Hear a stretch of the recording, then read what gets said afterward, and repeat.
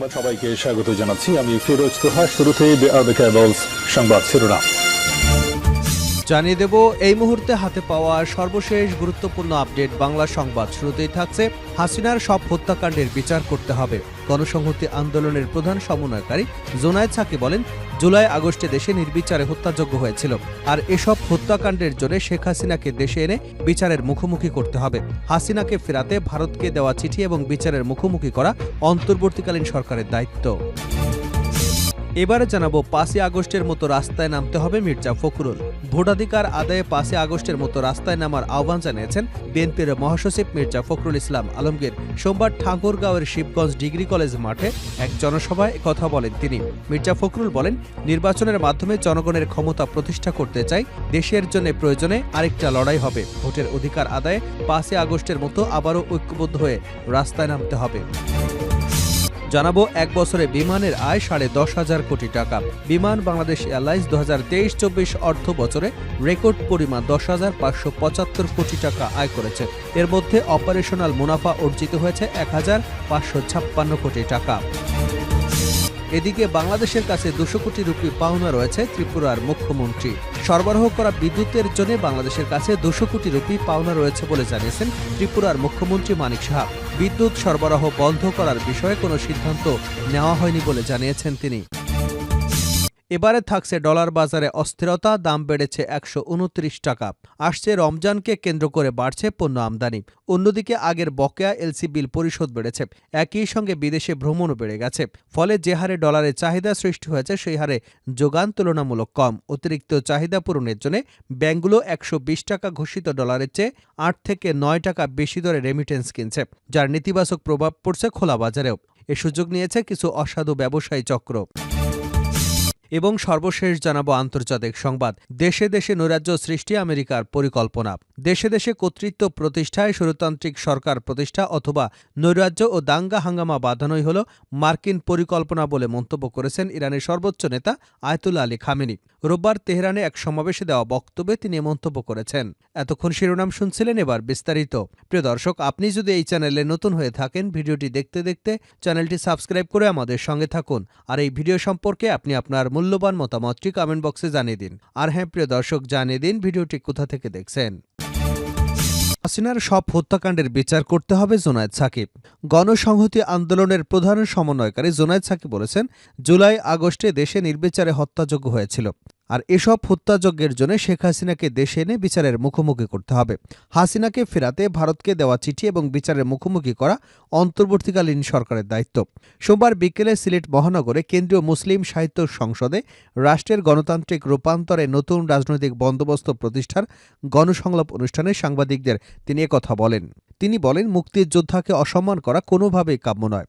আইন নিজের হাতে তুলে নেওয়াটা কোনো অবস্থাতেই যুক্তিসঙ্গত কাজ নয়। যারা এই কাজ করেছে সুষ্ঠু তদন্ত সাপেক্ষে তাদের আইনের আওতায় আনতে হবে। তবে মুক্তিযোদ্ধা অনেকে আওয়ামী লীগের সঙ্গে জড়িত, অপরাধের সঙ্গে জড়িত।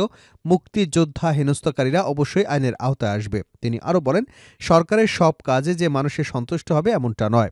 আমাদের বুঝতে হবে কোন পরিস্থিতিতে এ সরকার ক্ষমতা এসেছে। তবে সরকারের প্রতি প্রত্যাশা অনেক। সাকি বলেন, অন্তর্বর্তীকালীন সরকার বলেছে আগামী জানুয়ারিতে নির্বাচন হবে। তবে নির্বাচনের আগে অংশীজনদের সঙ্গে আলোচনা করতে হবে। ইতিমধ্যেই অনেকের সঙ্গে আলোচনা করা হয়েছে। নির্বাচনের আগে এবং পরে কি কি সংস্কার প্রয়োজন সেটি দেখতে হবে। 5ই আগস্টের মতো রাস্তায় নামতে হবে মির্জা ফখরুল।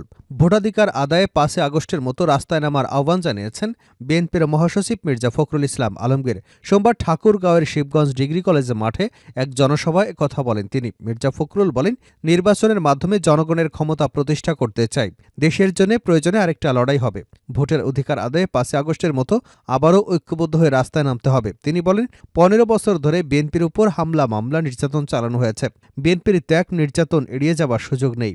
বিএনপি লড়াই করছে বলেই ছাত্ররা ফ্যাসিবাদী সরকারের পতন ঘটাতে পেরেছে। তিনি আরও বলেন, শেখ হাসিনা এখন ভারতে বসে ষড়যন্ত্র করছে। ছাত্র জনতার আন্দোলনকে উগ্রবাদীদের বিদ্রোহ বলে অপপ্রচার করছে, কিন্তু তা ছিল জনগণের বিদ্রোহ।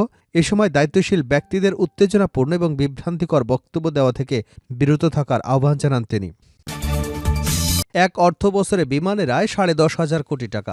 বিমান বাংলাদেশ এয়ারলাইন্স 2023-24 অর্থ বছরে রেকর্ড পরিমাণ 10,575 কোটি টাকা আয় করেছে। এর মধ্যে অপারেশনাল মুনাফা অর্জিত হয়েছে 1,556 কোটি টাকা। তবে ডলারের মূল্য বৃদ্ধিতে এক্সচেঞ্জ লস এবং ট্যাক্স পরবর্তী 282 কোটি টাকা নিট মুনাফা অর্জিত হয়েছে ওই বছরে। রাষ্ট্রীয় পতাকাবাহী এয়ারলাইন্সটির বার্ষিক সাধারণ সভায় এ তথ্য উঠে এসেছে। গত শনিবার অনুষ্ঠিত সভায় বিগত অর্থবছরে আয় ব্যয়ের হিসাব প্রকাশ করা হয়। এতে সভাপতিত্ব করেন বিমান পরিচালনা পর্ষদের চেয়ারম্যান আব্দুল মুইত চৌধুরী। সভায় উপস্থিত বিমান পরিচালনা পর্ষদের সদস্যরা ছাড়াও শেয়ার হোল্ডারদের মধ্যে অর্থ মন্ত্রণালয়, বেসামরিক বিমান পরিবহন ও পর্যটন মন্ত্রণালয়, বিদ্যুৎ, জ্বালানি, খনিজ সম্পদ মন্ত্রণালয়, পররাষ্ট্র মন্ত্রণালয়, মন্ত্রিপরিষদ বিভাগ এবং বাণিজ্য মন্ত্রণালয়ের প্রতিনিধিরা উপস্থিত ছিলেন। বিমানের মহাব্যবস্থাপক বশরা ইসলাম জানিয়েছেন, 2023-24 অর্থ বছরে আগের বছরের তুলনায় 9.5 ভাগ বেশি আয় হয়েছে। তবে ডলারের মূল্যবৃদ্ধি নিট মুনাফার উপর নেতিবাচক প্রভাব ফেলেছে।